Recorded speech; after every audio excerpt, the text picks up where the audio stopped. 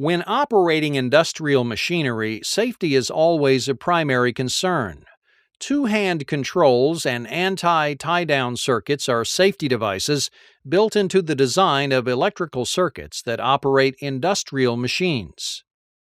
Two-hand controls are an actuation device that requires the concurrent use of both hands of the operator to start a cycle.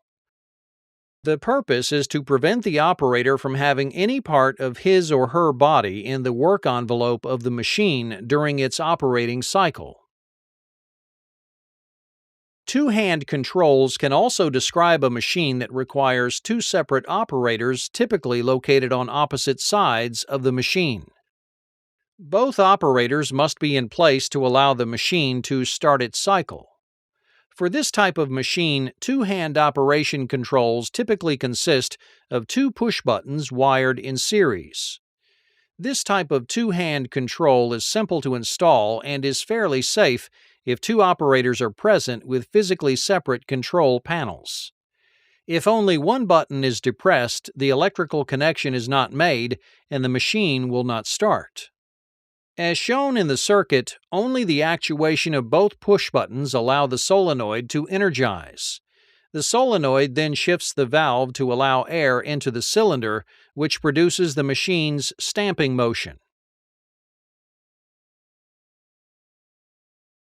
While two-hand controls wired in series is ideal for machines with two operators, it becomes unsafe when only one operator is present. Although two buttons are still required, it becomes much easier for a single operator to tie or weigh down one button, allowing unsafe operation. To prevent this unsafe condition but still permit a single operator, anti-tie-down circuits are employed. An anti-tie-down circuit requires that the operator actuate both individual controls at the same time. If either control is prematurely actuated or continuously tied down, the cycle will not operate. In this circuit, a double solenoid three-position valve is connected to a cylinder which actuates a limit switch. The valve's solenoids are operated by two buttons, each one having a normally open and normally closed set of contacts. They are wired with both their normally open and normally closed contacts in series. Both buttons must be pressed to energize valve solenoid A and start the cylinder forward. When the cylinder begins to move forward, limit switch 1 is released and goes to its normally closed position. If either button is released, both solenoids de-energize and the springs return the valve to its neutral center position, stopping the movement of the cylinder. If both buttons are released while the cylinder rod is extended, limit switch 1 allows solenoid B to become energized. The valve will shift to allow fluid into the rod end of the cylinder, causing it to retract. When it reaches the end of its stroke, it engages the limit switch, which opens the circuit and prevents electricity from flowing until the two start buttons are engaged once again. If both buttons aren't released, the cylinder cannot move back to its starting point to restart the cycle.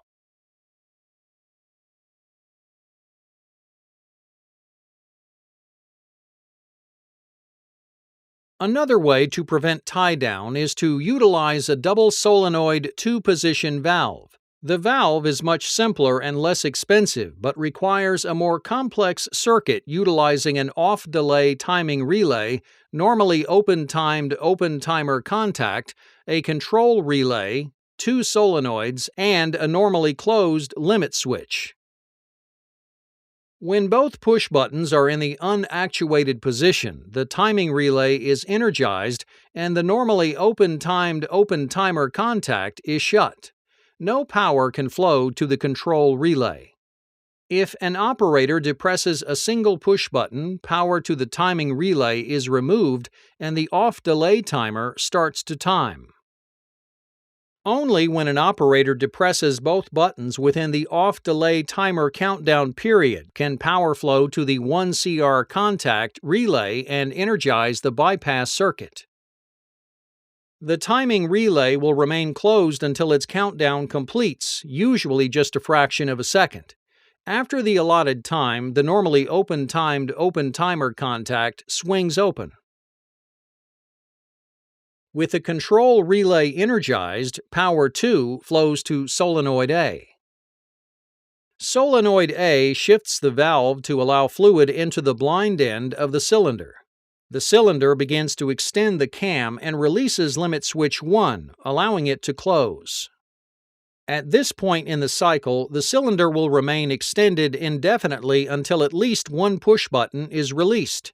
If one push button is released, the control relay will lose power, which causes 1CR to remove power from solenoid A and connect power to solenoid B.